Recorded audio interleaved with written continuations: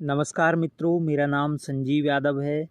आज मैं आपको चंदेरी के जौहर के बारे में बताने जा रहा हूँ, जहाँ पर एक साथ 1600 वीरांगनाओं ने धधकती आग में कूदकर अपने प्राण त्यागे थे।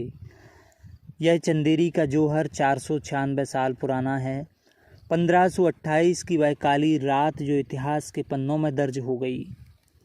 ये कहानी है चंदेरी के राजा मेदिनी राय एवं रानी मणिमाला की, जो अदम्य साहस और वीरता का परिचय देते हुए वीरगति को प्राप्त हुए थे। 27 जनवरी 1528 की वह काली रात जब बाबर की नज़र चंदेरी की रियासत पर पड़ी। रात का अंतिम प्रहर था। सारी प्रजा सोई हुई थी।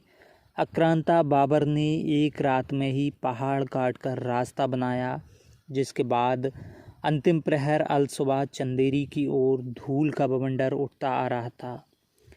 जैसे ही सैनिकों ने उत्तर दिशा की ओर से धूल का बवंडर उठता हुआ देखा, तो एकाएक संकेत मिलने लगे।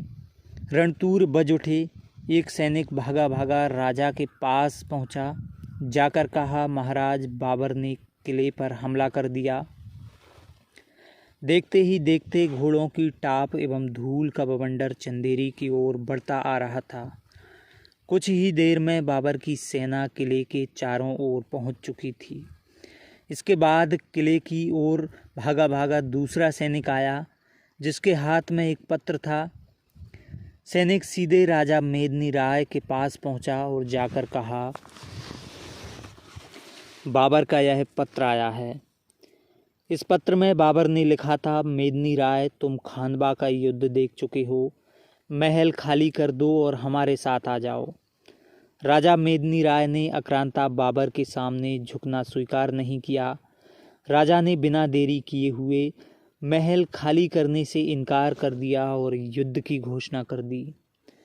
कुछ ही देर में क्षत्रिय वीर हाथों में तलवार लेकर हर हर महादेव के जयकारे लगाते हुए युद्ध के लिए तैयार हो गए, मानो रणचंडी की भेंट चढ़ने के लिए योद्धा ललायत हों। आक्रांता बाबर की सेना का हमारे सैनिकों ने लपलपाती तलवारों से जवाब दिया। जब राजा मेदिनी राय सैनिकों के साथ रण क्षेत्र में कूदे तो पहली बार ही बाबर की भारी भरकम सेना तितिर-बितिर हो गई। ऐसा लगा कि युद्ध समाप्त होने वाला है। चंदेरी किले के बाहर ऐसा भीषण युद्ध हुआ, उस नरसंहार को देख हर कोई सन्न रह गया। राजा मेदिनी राय दुश्मनों की गर्दन काटते काटते दुश्मनों के घेरे के काफ़ी भीतर पहुंच चुके थे। तभी अचानक से वह बेहोश होने लगे। स्वास्थ्य की चिंता का ध्यान रखते हुए उनका सहायक तुरंत ही उन्हें वापस महल में ले आया। जब कुछ देर बाद राजा मेदिनी राय होश में आए तो उन्होंने देखा वह महल के भीतर थे। उधर चंदेरी किले के बाहर आक्रांता बाबर ने नरमुंडों को काटकर एक टीला बना लिया था। इसके ऊपर उसने अपना ध्वज फहरा दिया था। जैसे ही आक्रांता बाबर का ध्वज मेदिनी राय ने देखा तो वह घबरा गए, लेकिन रानी मणिमाला ने बिना देरी किए हुए अपना धनुष उठाया और तीर सीधे उसके ध्वज में मार दिया, जिससे उसके ध्वज के चिथड़े उड़ गए। इसके बाद शाम ढल गई और युद्ध समाप्त हो गया। बाबर ने दूसरा पत्र भेजा, जिसमें लिखा था, मेदिनी राय, मेरी दिली ख्वाहिश है कि मुल्क में ज़्यादा खून खराबा ना हो और मुल्क में सल्तनत कायम रहे। इसके लिए तुम्हारी तरफ दोस्ती का हाथ बढ़ा रहा हूँ। तुम आकर मेरी गुलामी कबूल कर लो और राणा सांगा का साथ छोड़ दो।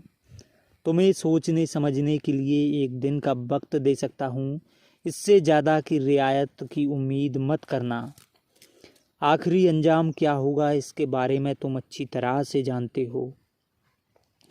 तुम पूरे होशो हवास में सोच समझकर फैसला लेना। मेरे साथ दोस्ती करने के बाद एक मिसाल कायम करोगे, क्योंकि बड़े लोगों से हाथ मिलाने में तुम्हारी ही भलाई है।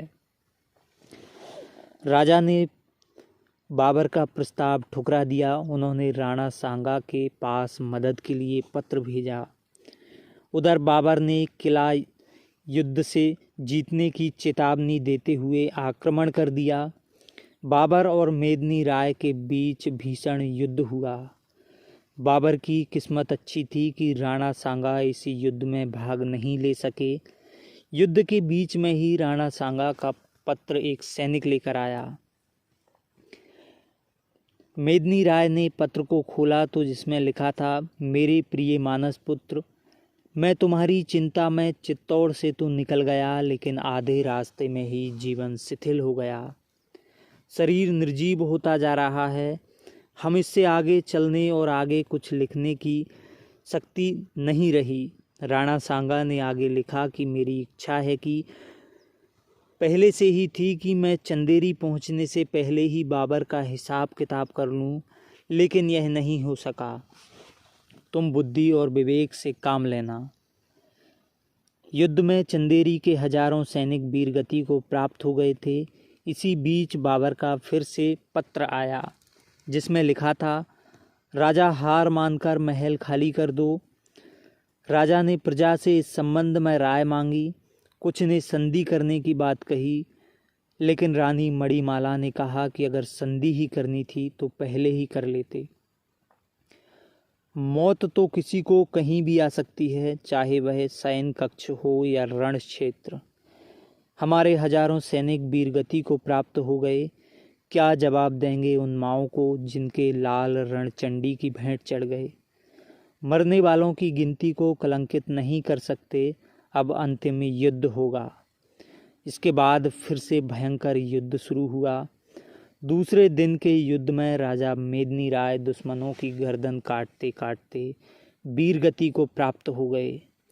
राजा की मौत की खबर जैसे ही नगर में फैली तो आग की तरह फैलती चली गई। जो उनके सैनिक युद्ध लड़ रहे थे वो तितर बितर होकर भागने लगे। राजा की मौत की खबर सुन शत्रु से बचने के लिए रानी ने जौहर का फैसला लिया। रानी के आदेश पर किला कोठी के पास महल के भीतर गिलैया ताल में जौहर की चिता सजाई गई। वीरांगनाएं जौहर के लिए तैयार थीं। उसी वक्त बाबर भी किले के भीतर दाखिल हुआ। युद्ध के दौरान गद्दार हिम्मत सिंह का साथ बाबर को मिला था।